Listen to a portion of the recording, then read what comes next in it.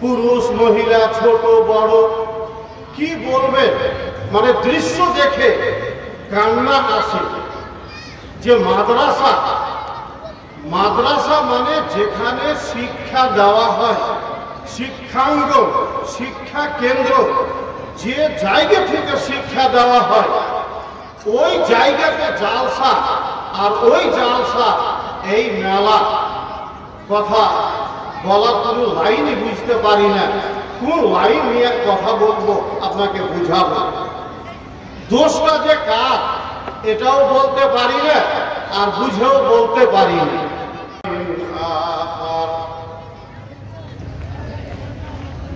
ইকরা কিতাবাক কাফা বিনফসিকা আল-ইয়াওমা আলাইকা হাসিবা।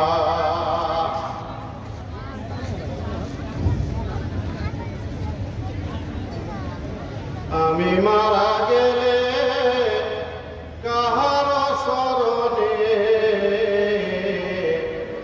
আমি কি আসিব,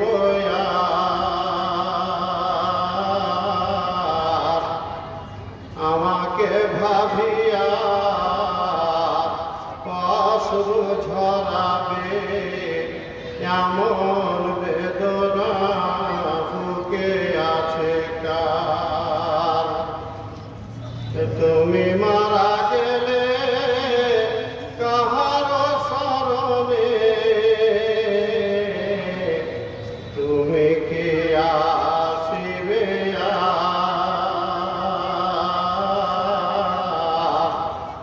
তোমাকে ভাবিয়া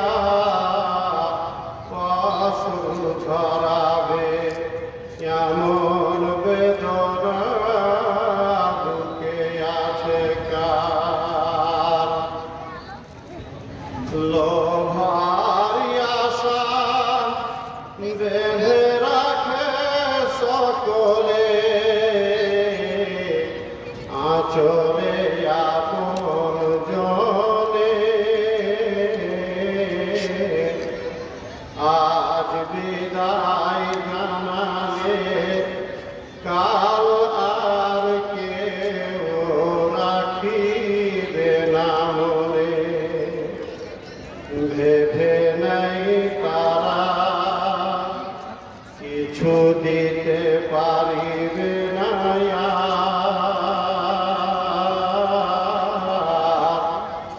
তোমাকে ভাবিয়া অশ্রু ঝরাবে এমন বেদনা বুকে আছে কার। সম্মানিত সভাপতি মহাশয়, মঞ্চস্থ ওলামায়ে কেরাম, মাদ্রাসা কমিটি বৃন্দ, সম্মুখে উপস্থিত দিনী ভাই সকল, আমার আলোচনার টাইম ছিল রাত্রি 10:30টায়। এখন হঠাৎ ভাবেই হয়তো কোনো কারণে আধ ঘন্টার জন্য আমাকে উপস্থিত করা হলো। এই সময়ের ভেতরে কি আমি বলবো আমি নিজেও বুঝতে পারছি না। তো যাই হোক, আধ ঘন্টার সময় এদিক সেদিক করে পার হয়ে যাবে, কাটিয়ে দেওয়া হবে। কিন্তু আমাকে ভাবতে অবাক লাগছে যে আজকে এই জালসার স্টেজে আমি বসে আছি, তো এটা অদিতনগর মাদ্রাসার জালসার স্টেজ না কোথাকার এই জালসার স্টেজ আমার বুঝে আসে। অদিতনগর ভাবানীপুর এমন একটা ঘন বসতি যেখানে আমার অজানা সংখ্যায় প্রচুর মানুষ আছে। তারপরেও জালসা প্যান্ডেলে লোক নাই বললেই চলে, এর কারণটা কি বুঝতে পারি না। আর পারবই না কেন, পারছিও যথেষ্ট। এর কারণ হলো এই বড় মেলা, এই যে মেলা শুরু হয়েছে, লোক দেখেন ওখানে সব ভিড় করে আছে। তারপরে এদিকে খাবার ব্যবস্থা, এদিকে লোক নজর দিয়ে আসে, তাদের মন টেঙে আছে ওই দিকে, কখন গেট খুলবে, কখন ঢুকতে পারবো, কোনো আর চিন্তা নেই। এই সবগুলো হয়তো মানুষদের সম্মান বা আপ্যায়ন করার জন্য করা হয়, কিন্তু এই সব জালসাগুলোর যে মূল লক্ষ্যটা সেটা কিন্তু মার খায়, এ কথা মানতেই হবে। এই সব ভোজ ভাজের ব্যবস্থা করতে গিয়ে একটা ব্যয়বহুল লম্বা চড়া খরচ, এটাও ঠিক, আর সেই সাথে জালসার যেটা মূল উদ্দেশ্য সেটাও মার খাচ্ছে। আর যেটা বড় কারণ সেটা তো সবাই বুঝতে পারছে, এই যে এক মেলা শুরু হয়েছে, হইচই, পুরুষ মহিলা ছোট বড়, কি বলবেন, মানে দৃশ্য দেখে কান্না আসে। যে মাদ্রাসা, মাদ্রাসা মানে যেখানে শিক্ষা দেওয়া হয়, শিক্ষাঙ্গন, শিক্ষা কেন্দ্র, যে জায়গা থেকে শিক্ষা দেওয়া হয় ওই জায়গাতে জালসা, আর ওই জালসা এই মেলা, কথা বলার কোনো লাইনই বুঝতে পারি না, কোন লাইন নিয়ে কথা বলবো আপনাকে বুঝাবো। দোষটা যে কার এটাও বলতে পারি না, আর বুঝেও বলতে পারি না। তবে কি একটা কথা বলে, ঘুণের সাথে ছাতু শোনা যায় নাকি, তো সবাই কিন্তু এই দায়ে জড়িত হবে, গ্রামবাসী থেকে মাদ্রাসা থেকে সকলেই কিন্তু এতে দায়ী হবে। তার কারণ নবী মুহাম্মদুর রাসূলুল্লাহ সাল্লাল্লাহু আলাইহি ওয়াসাল্লামের ডাইরেকশন অনুযায়ী দায়িত্ব সকলের।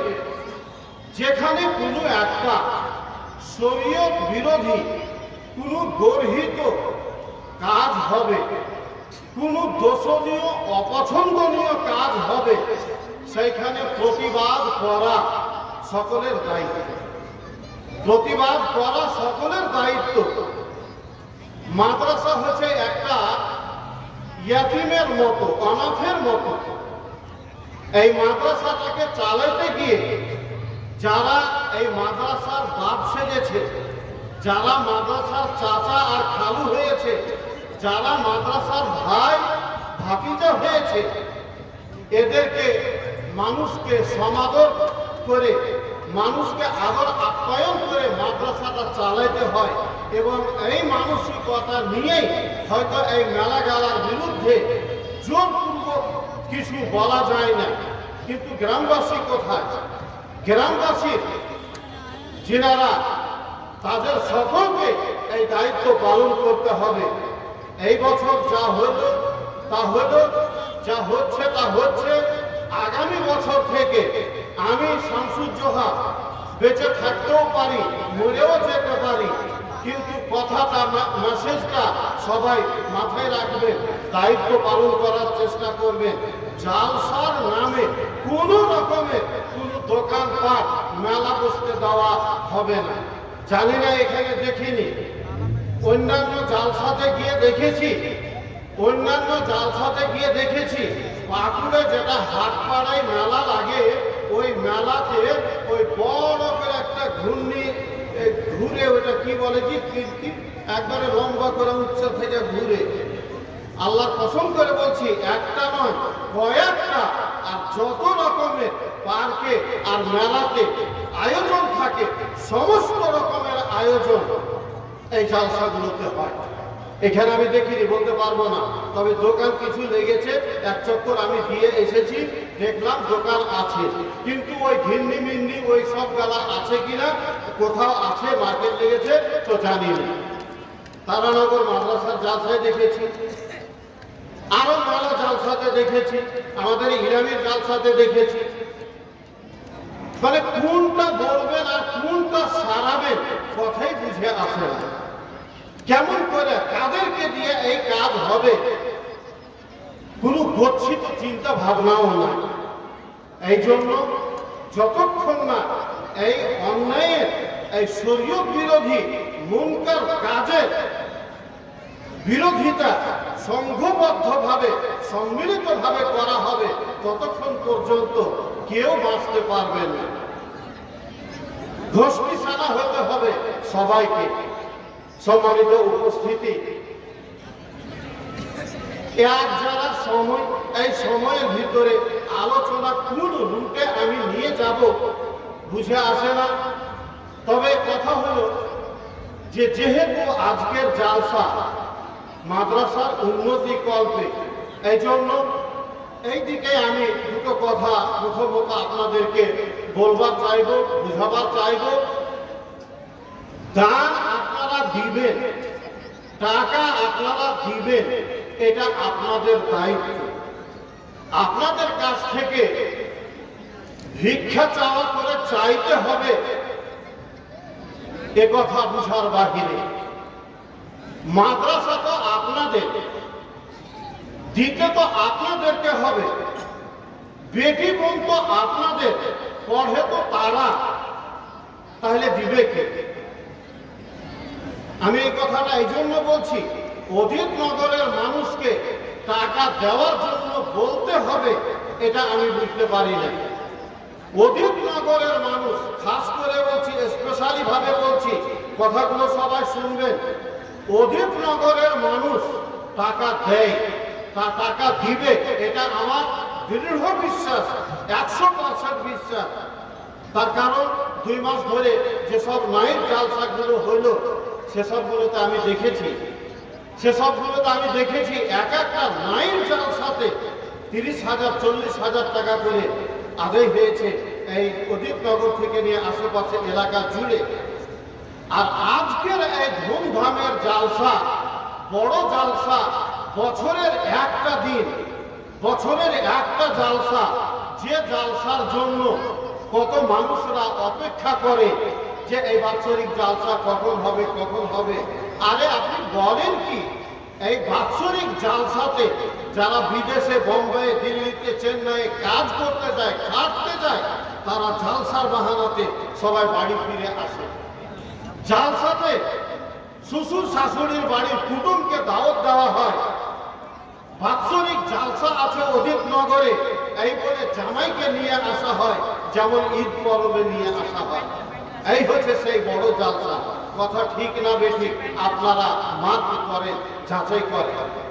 তাহলে যে জালসা, আমি বলছি না ওইগুলা যেগুলা করা হয় সেগুলা কতটা ঠিক কতটা ঠিক নয়, ওদিকে আমি যাচ্ছি না।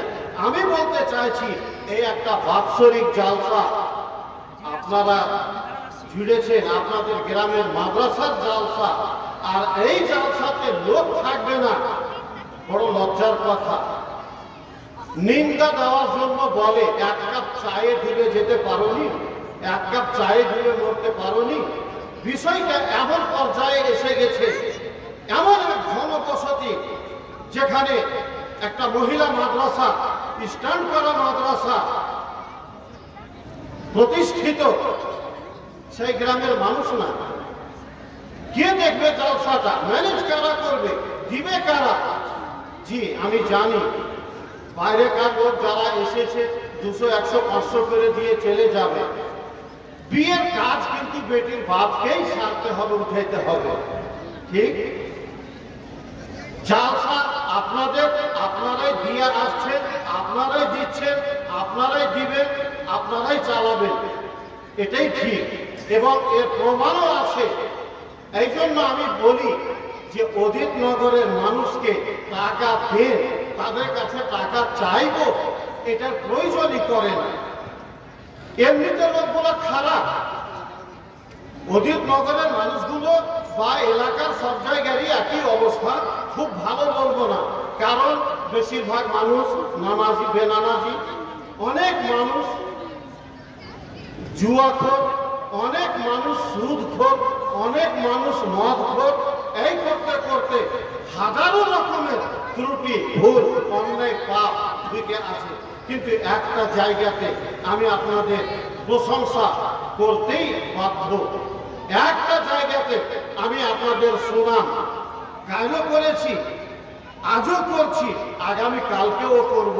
অদিতনগরের মানুষের কাছে টাকা চাইতে হয় না, এরা টাকা দেয়। অদিতনগরের মানুষকে টাকা দেওয়ার জন্য হাত পা ধরতে হয় না, এরা টাকা দেয়। মানে দানের ব্যাপারে এরা যে দান দেয়, এটা এর প্রমাণ আমি।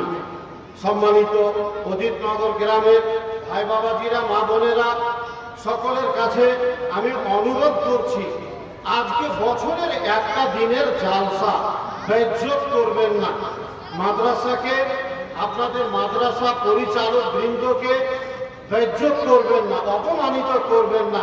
সবাই মিলে দল বল নিয়ে জালসাতে আসুন এবং জালসাটা কিভাবে সফল করতে পারা যায় সেই ভাবনা সকলে মিলে ভাবুন। এবং মা বোনেরাও সবাই ব্যবস্থা রাখা আছে, এসে আপনারাও নিজের নিজের ব্যবস্থার জায়গাতে বসে জালসা শুনেন, কোরআন হাদিসের কথা শুনেন এবং সেই সাথে মাদ্রাসার যে লক্ষ্য উদ্দেশ্য সেই দিকে বিশেষভাবে সবাই লক্ষ্য রাখবেন। ছিটিয়ে ছড়িয়ে কেন আছেন তো, একটু সাইড এসে কেঁচিয়ে কেঁচিয়ে বসেন না, ভাঁজে বসেন, এদিকে সেরে আসেন। কথা বলতে ভালো লাগবে, সামনে লোক না থাকলে কথা বলতে ভালো লাগে না।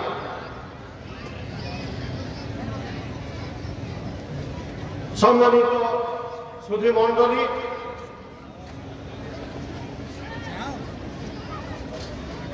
এক জুলুস সময়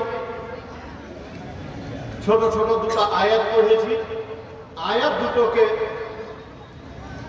সামনে রেখে সংক্ষেপে দুটো কথা বলে কথা শেষ করেছি। আপনি কত বড় বাহাদুর আর কত বড় আপনি সিয়ানা আমি ওজন করে দেখিনি। তবে সমাজের মানুষ, দেশের মানুষ, এই জন্য আমার আইডিয়া আছে যে আপনাদের অনেকে খুব সিয়ানা, খুব মাস্তান মনে করে, অবাধে আপনি পাপ করেন, কোন রকমের কোন অন্যায় করতে আপনার দ্বিধা বোধ হয় না। একবারে দিন ডাকাতি আপনি করেন। কোন জায়গাতে যদি আমি মার্ডারের খবর পাই, জম্মু জায়গাতে মার্ডার হয়েছে, আমি মনে মনে বুঝে নিতে পারি 90% যে নিশ্চয় এটা কোনো মুসলমানদের কাজ হবে। মানে এত ছেঁচড়া জাতি, এত নিচু জাতি আমরা হয়ে গেছি, এই কাজ আমাদেরই দ্বারাই সম্ভব। যাচাই বাছাই করে দেখবেন মুসলমানদের তালিকায় কত পার্সেন্ট নাম আসে। আপনি কত রকমের অন্যায় করেন, আপনার কোনো ডরই, আপনার ভেতরে কোনো ভয়ই নেই। নামাজ আপনি পড়েন না, আপনার ভেতরে ডর ভয় বলে কিছু নাই। কারণ আপনি নিজেকে মাস্তান মনে করেন, আপনি নিজেকে ডাক্তার ভাবেন, আপনি প্রেস্টিজওয়ালা, সম্মানওয়ালা মানুষ নিজেকে ভাবেন। আমি নামাজ পড়তে যাব মসজিদে, মানে একটা প্রেস্টিজ ভাবেন। আপনি নিজেকে আপনি উকিল ভাবেন, মাস্টার ভাবেন, অনেক কিছু ভাবেন। আমি বুঝতে পারলাম না 17 বছর ধরে, 16 বছর ধরে আপনি ডাক্তারি করেছেন, শিখেছেন, ডাক্তারি লাইনে পড়েছেন, মাস্টারি লাইনে পড়ে আপনি মাস্টার হয়েছেন, প্রফেসর হয়েছেন। কিসের লেখাপড়া আপনি করলেন? এত বড় লেখাপড়া করে মাস্টার ডিগ্রি অর্জন করলেন, প্রফেসর হলেন, অ্যাডভোকেট হলেন, কিন্তু সামান্য পরিমাণে আপনি আপনার ধর্মটাকে বুঝতে পারলেন না, আপনি আপনার দিনটাকে শিখতে পারলেন না, বুঝতে পারলেন না যে কোন কারণে আপনাকে সৃষ্টি করা হয়েছে, এই দুনিয়াতে পাঠানো হয়েছে। আপনি প্রেস্টিজ ধরেন, আপনি প্রেস্টিজ ধরেন। সম্মানিত জ্ঞানী গুণী বিচক্ষণ সমাজ, কথায় একটা খুব মাপ করে শুনে মাথায় মেমোরিতে ধরে রাখবেন। আপনি যতই বড় সিয়ানা হন, আপনি যতই বড় বাহাদুর হন, যতই বড় লাট সাহেব হন, যতই বড় যাই হন, আল্লাহর কাছে আপনি রাস্তার একজন ফকির চাইতেও নিকৃষ্ট। রাস্তার একজন ফকির চাই, ফকিরের যে দাম হবে সেই দামও আপনার হবে না। আজ ইসলামকে ধরে রেখেছে যারা অভাবী গরিব শ্রেণীর মানুষ, তারাই নামাজ রোজা দিয়ে মোটামুটি ভাবে ধর্মটাকে টিকিয়ে রেখেছে। এবং এইগুলোকে টিকিয়ে রাখার পেছনে আপনার সাইডে যে জিনিসটা কাজ করছে সেটা হলো এই মাদ্রাসাগুলো। মাদ্রাসাগুলো আছে বলে আপনার ভেতরে যেইটুকুনি নামাজ রোজা ঈমান ইসলামের আলো জ্বলছে, এটা মাদ্রাসারই বদৌলতে। আল্লাহ না করে যদি দেখেন কোনোদিন মাদ্রাসাগুলো শেষ হয়ে গেল, উঠে গেল, সেই দিন আপনার এইটুকুনো আর অবশিষ্ট বাকি বকেয়া থাকবে না, শেষ হয়ে যাবে। এমনটাই মানসিক জরিপ প্রমাণ করে। তো কথা বলছিলাম যে বড় বড় শিক্ষিতরা, গন্ডারা, মাস্তানেরা মনে মনে ভাবে আমি বিরাট বড়, আমি টাকা পয়সাওয়ালা, আমার কাছে লাগে কে? আরে তুমি তো আল্লাহর কাছে রাস্তার ফকিরের চাইতেও একজন জঘন্য ব্যক্তি। কথা খুব ভালো করে বুঝে রাখেন, মানবেন আর মানবেন না। আর মানবেন না আপনি, আমি এটাই বুঝতে পারছি যে মানবেন না, কারণ কথা শুনবেন তবেই না বুঝবেন। আপনি সভা সমিতিতে আসবেন তবেই না কথা শুনবেন, শুনবেন তবেই না বুঝবেন, বুঝলেই না আপনি দিন ইসলামের উপরে আমল করবেন। কিন্তু আপনার তো খবরই নাই, আপনার তো পাত্তাই নাই। কখনো আপনি মসজিদে যান না, কখনো আপনি জালসায় যান না, কখনো আপনি ইজতেমায় বাৎসরিক বা সাপ্তাহিক বা মাসিক যে অনুষ্ঠানগুলো হয়, মানে আলোচনা সভাগুলো হয়, কখনো আপনি বসেন না। হ্যাঁ, একটা দিন আপনি পালন করেন, সেটা শুধু জুমার দিন। তো কথা আপনি না শুনলে, সভা সমিতিতে আপনি না আসলে, আমি কথা আপনাকে শোনাবো কেমন করে, আমি কথা আপনাকে বুঝাবো কেমন করে? তারপরেও যে কয়টাই লোক আছে বা সাইড থেকে যারাই আমার কথা শুনছেন, বেশি সিয়ানাগিরি আর বাহাদুরি দেখাবার চেষ্টা করবেন না, চালাকি আর চাতুরি দেখাবার চেষ্টা করবেন না। আল্লাহর কাছে সব ঘুচে যাবে। মহান আল্লাহ রাব্বুল আলামিন কোরআন মাজিদে বলে দিয়েছেন, বালিল ইনসানু আলা নাফসিহি বাসীর। মানুষ তার নিজের প্রমাণ নিজে, মানুষ তার নিজের চাক্ষুষ প্রমাণ, মানুষই তার নিজের চাক্ষুষ প্রমাণ। কথা বুঝে আসে? আরে বাবু, আপনি যে 12 বছর বয়স থেকে ক্রাইম, অন্যায়, অপরাধ শুরু করেছে, এটা না হয় বাদই দিলাম। 15 বছর থেকে সাবালক যেদিন আপনি হয়েছেন, সেই দিন থেকে আপনার হাতে মদের বোতল, জুয়া আর যত যা এত কিছু আপনি করেছেন, সারা জীবন ধরে আপনি কি করেছেন এটা কি আল্লাহ আপনার জানেন না? তিলে তিলে তিলে তিলে আল্লাহ আপনার খবর রেখেছেন। জীবনের ভিতরে ছোট থেকে বড় যা কিছু করেছে, কোনো একটাও আল্লাহর কাছে গোপন নাই। প্রত্যেকটা জিনিস ব্যক্তিগতভাবে আপনার আল্লাহ সব কিছু জানছেন। আপনি আপনার জীবনে কি করেছেন সব কিছু তিনি জানছেন।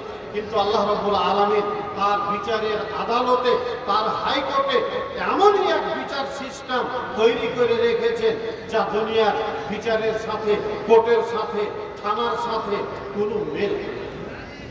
আপনাকে যথারীতিভাবে আল্লাহ আপনাকে দোষী, অপরাধী সাব্যস্ত করবেন, প্রমাণিত করবেন, তারপরে আপনাকে আল্লাহ শাস্তি দেবেন। আপনি যে অপরাধী, আপনি যে অন্যায়কারী, আপনি যে দোষী, এ কথা আল্লাহ আপনাকে দিয়ে প্রমাণ করাবেন। আল্লাহ বলছেন ওয়ালিল ইনসানু আলা নাফসিহি বাসীরা, মানুষ তার চাক্ষুষ প্রমাণ নিজে, মানুষই তার চাক্ষুষ প্রমাণ। সে কি করেছে এর জন্য ও নিজেই প্রমাণ। আলকা মাআযিরা, যদিও সে নানা অজুহাত পেশ করে, যতই রকমের সে ওজোর পেশ করুক, অজুহাত পেশ করুক, সে কিন্তু নিজে জানে যে সে কি করেছে। অতএব মানুষ তার নিজের প্রমাণ নিজে। পয়েন্ট নম্বর 2, আল্লাহ রাব্বুল আলামিন বলছেন ইকরা কিতাবাকা কাফা বিনাফসিকা আল-ইয়াওমা আলাইকা হাসিবা। এটা কাগজ, খাতা, ডায়েরি। আপনার নামে একটা ডায়েরি তৈরি করে রেখেছেন আল্লাহ, আপনার নামে একটা খাতা তৈরি করে রেখেছেন আল্লাহ। আপনি যা কিছু করছেন এই জীবনে, আপনি যা কিছু করছেন সব কিছু লিখে রাখা হয়েছে। আপনার 80 বছরের জীবনে এমন কোনো কাজ নাই যেটা আপনি করেছেন আর আল্লাহর কাছে বাদ পড়ে আছে, একটাও বাদ পড়ে নাই। যা করেছেন এ টু জেড, ওয়া থেকে শেষ পর্যন্ত নোট করা আছে। কথা বুঝছেন? সব কিছু, কখন আপনি মার্ডার করেছেন, কখন মাস্তানি করেছেন, কখন ডাকাতি করেছেন, আপনার জীবনের প্রত্যেকটা অপরাধ, অন্যায়, দোষ, ত্রুটি, ভুল সব কিছু এক এক করে, মানে তিল তিল করে, সরিষার দানা পরিমাণ, চারা পরিমাণ, চারা পরিমাণ কোনটা ছাড়া নেই, সব কিছু নোট করা আছে।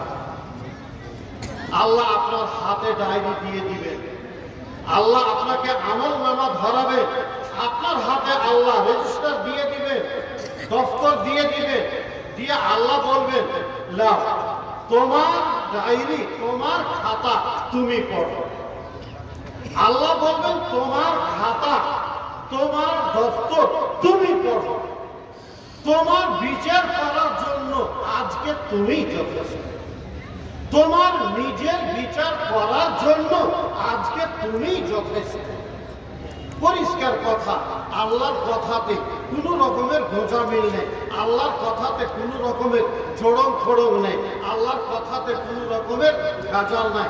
কথায় একবারে 16 আনা স্পষ্ট। আল্লাহ আল্লাহ বলবেন লাও ধরো তোমার খাতা, তুমি নিজে পড়ো, তোমার বিচার তুমি নিজে পড়ো, তোমার বিচার তুমি নিজে পড়ো। সম্মানিত উপস্থিতি, কথার রূপ আমার অনেক আছে, অনেক লাইনে আমি আমার কথা বাড়িয়ে নিয়ে যেতে পারবো। তবে এই কথাগুলোর পরিপ্রেক্ষিতে অন্য কোনো রুটে না গিয়ে শুধু একটা রুটে একটা কথা ইঙ্গিত করব। এখানে আশা করি কথাগুলো শুনলে পারে অনেকের শিক্ষা হবে, অনেকের শিক্ষা হবে। তার আগে সংক্ষেপে একটা হাদিস বলে নিই। কথাটা আমি শিক্ষার উদ্দেশ্যে বলছি, কথাটা আমি শিক্ষার উদ্দেশ্যে বলছি, যাতে করে দায়িত্বশীলরা শিক্ষা নিয়ে আমল করে, যাতে করে